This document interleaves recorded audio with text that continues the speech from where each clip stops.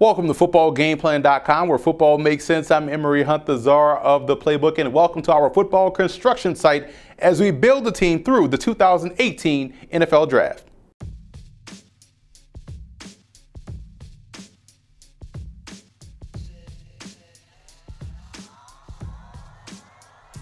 You always hear others say that this particular draft is weak, or wait until next year to take this particular position, or the draft is an inexact science. Well, we at Football Game Plan believe that all three of those statements are huge myths, and we are here to show you why, as we will infuse talent onto each NFL team to make them better. First, let us all get familiar with the mock draft rules. Number one, these mock drafts will be utilizing the grading system at Football Game Plan Scouting. So yes, some of the players will probably be graded higher or lower than what is seen elsewhere, which is why you will probably see some players in the later rounds or earlier rounds than they will actually go. Which leads me to my second point. These picks are based off what I would do as the GM, not based off what I think will happen or what will happen, of what I've heard. They're based off what I would do if I were the GM, based off what I perceive the team needs to be. And finally, it's just a mock draft. Sit back, relax, and enjoy the video. Also, to check out those rankings or gradings of these prospects, visit the website at the bottom of the screen. The Pittsburgh Steelers are a very good team within the starting 22, and it gives them a great opportunity to attack the 2018 NFL Draft and really strengthen their roster and tie up any loose ends that still remain.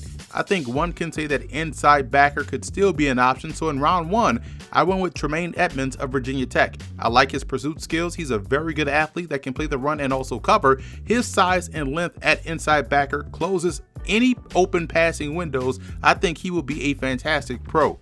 In round two, I went with the Swiss Army knife option in Jalen Samuels out of North Carolina State. He can serve as a single back in the running game, an H-back or a tight end in the passing game, and also function well in the slot. He's the type of threat that you find a role for and keep on the field. I'm a big fan of Durham Smythe out of Notre Dame. He's a tremendous point of attack blocker, and his receiving skills are criminally underrated. He's very similar, in my opinion, to Stanford's tight end Dalton Schultz. Both guys will be better pros than what they were in college because of usage. Smythe gives the Steelers a strong inline option. With two picks in the fifth round, I wanted to build depth along both sides of the line of scrimmage. Deshaun Hand out of Alabama would give them that up front defensively. I know that they just re-signed Daniel McCullers, but I like the ready-made game of Hand just a bit more to pass him up. Chukwuma Okafor out of Western Michigan is another solid offensive lineman prospect coming out of that program, and he gives Pittsburgh a good swing option at tackle that they can groom for the long term.